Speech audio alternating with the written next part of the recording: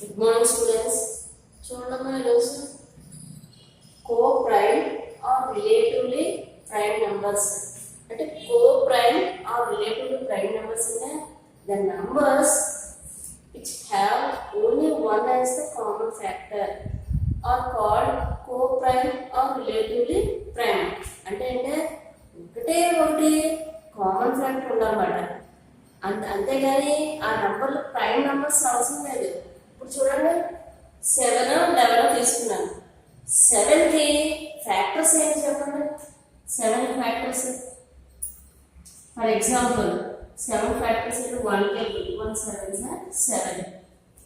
ఇంకా ఇందులోనూ పవర్ 7 కాబట్టి 1 7 7 7 1 7. దీని ఫ్యాక్టర్స్ ఏంటి? ఫ్యాక్టర్స్ ఆర్ 1, 7 ఇలా వచ్చేది. అదేవిధంగా నెక్స్ట్ 11కి 1 11 11 11 1 11. దీని ఫ్యాక్టర్స్ ఏంటి? 11 ఫ్యాక్టర్స్ ఏంటి? 1 11. అంటే కామన్గా 1 కామన్గా ఫ్యాక్టర్ 1 ఉండాలన్నమాట. కామన్గా అదేనా 1 కామన్గా ఫ్యాక్టర్ 1 ఉంది అనుకోండి, అంతే. అదేనా 1 కామన్గా ఫ్యాక్టర్ ఉంది అనుకోండి, దాని ఏమంటారు? కో ప్రైమ్ ఆర్ రిలేటివ్లీ ప్రైమ్. అంతేగాని ఆ నెంబర్లో ప్రైమ్ అవ్వాల్సిన లేదు. కో ప్రైమ్ అంటే వాడి కామన్ ఫ్యాక్టర్ 1 అవ్వాలి. అర్థమైనా? ఇంకా ఎగ్జాంపుల్ తీసుకుందాం, ఇంకా మీకు అర్థమవుతుంది.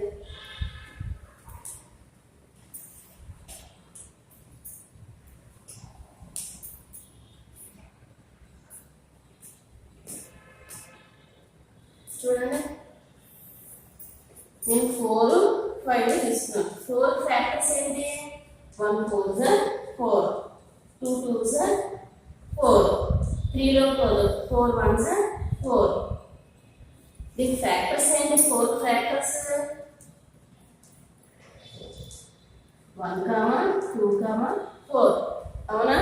మళ్ళీ 5 ఫ్యాక్టర్స్ ఏంటి? 1 5 5. 5 ఏమైనా టేబుల్స్లో పోతుందా? పోదు. 5 1 5. 5 ఫ్యాక్టర్స్ ఏంటి?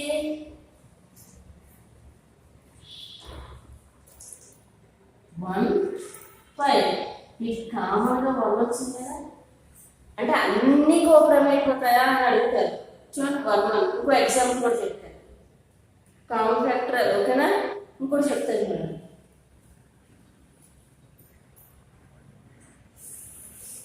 ఇది రాసుకోవాలి.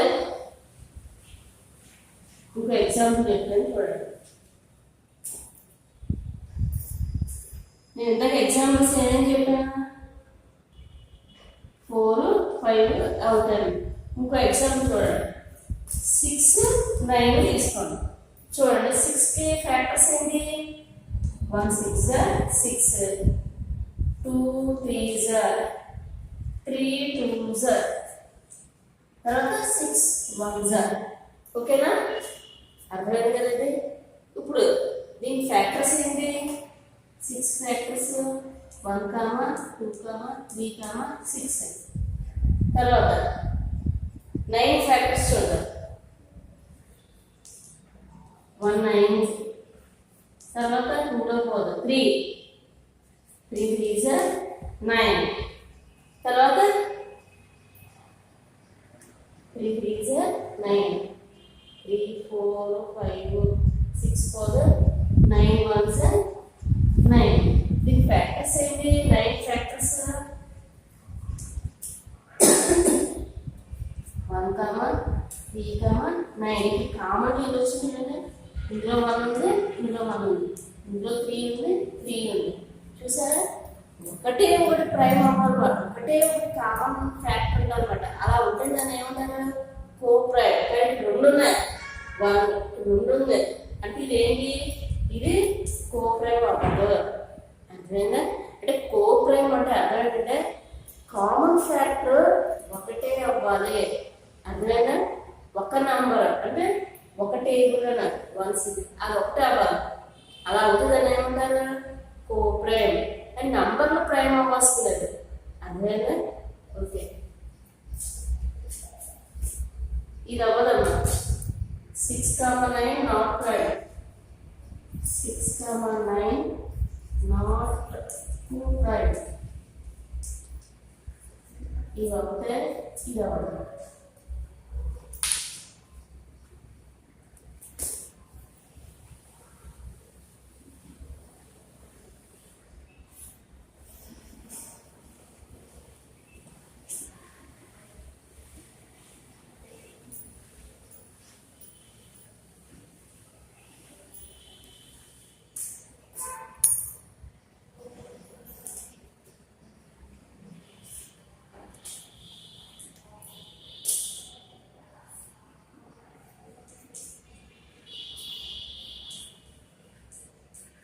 Twin prime.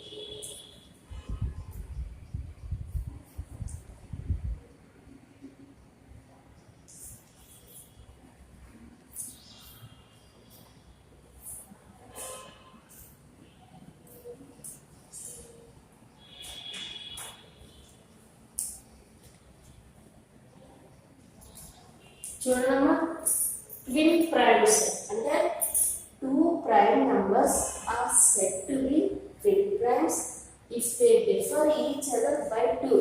అంటే ట్విన్ ప్రైమ్స్ అంటే ఆ నంబర్ ఖచ్చితంగా ప్రైమ్ నంబర్స్ అవ్వాలి. అలాగే ఆ రెండు జత నంబర్లు, ఆ జత నంబర్లు వాటి డిఫరెన్స్ ఎంత ఉండాలంట? 2 ఉండాలి. ఇప్పుడు చూడండి, 3, 5. 5 నుంచి 3 తీస్తే ఎంత? 2 కదా.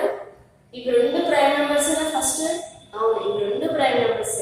వీటిని డిఫరెన్స్ చేస్తే ఎంత వస్తుంది? 2 వస్తుంది కదా. 13 నుంచి 11 చేస్తే 2, 19 నుంచి 17 చేస్తే 2. వాడు ఏమడుగుతున్నాడంటే ట్విన్ ప్రైమ్ నెంబర్స్ అంటే ఏ ప్రైమ్ నెంబర్ తీసుకున్నా వాటిని డిఫరెన్స్ చేస్తే 2 రావాలి. అలాంటి జతలు రాయండి. ట్విన్ ప్రైమ్స్ అంటే ట్విన్ అంటే ఎంత? మాకు ట్విన్స్ పుట్టారండి అంటారంటే 2 అంటే వాటి డిఫరెన్స్ 2 అవ్వాలి డిఫరెన్స్. అలాగే రెండు జతలు వరుసగా రాయాలి. 3, 5. 5 తర్వాత 7, తర్వాత 11, 13, 17, 19. అర్థమైందా? ట్విన్ ప్రైమ్స్ అంటే ఏంటి?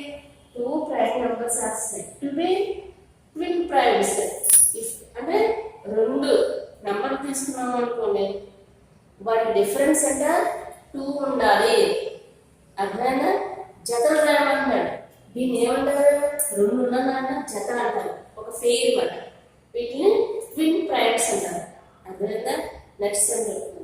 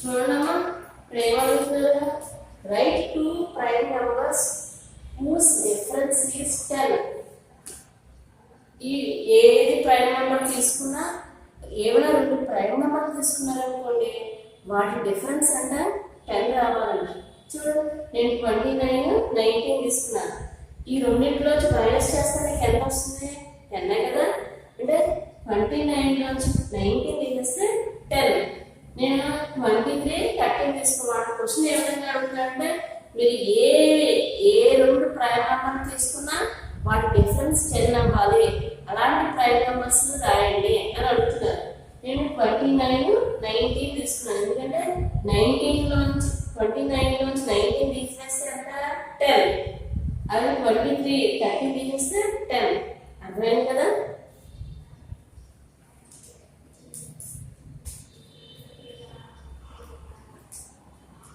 కొంచెం ప్రైమ్ నెంబర్స్ మీరు బాగా ప్రాక్టీస్ చేయండి అమ్మా ఓకేనమ్మా థ్యాంక్ యూ